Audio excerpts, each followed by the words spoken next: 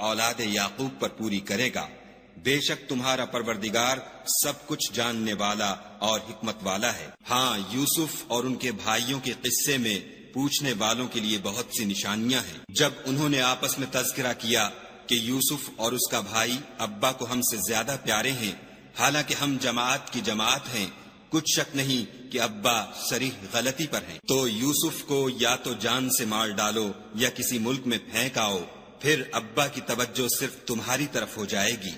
اور اس کے بعد تم اچھی حالت میں ہو جاؤ گے۔ ان میں سے ایک کہنے والے نے کہا کہ یوسف کو جان سے نہ مارو، کسی گہرے کنویں میں ڈال دو کہ کوئی راہگیر نکال کر اور ملک میں لے جائے گا۔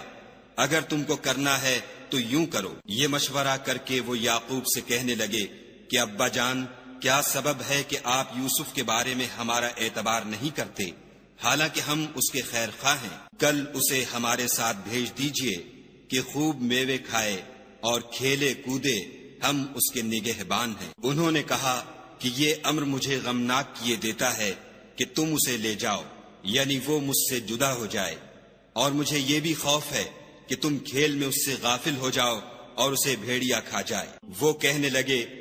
کہ اگر ہماری موجودگی میں کہ ہم ایک طاقتور جماعت ہیں اسے بھیڑیا کھا گیا تو ہم بڑے نقصان میں پڑ گئے۔ غرض جب وہ اس کو لے گئے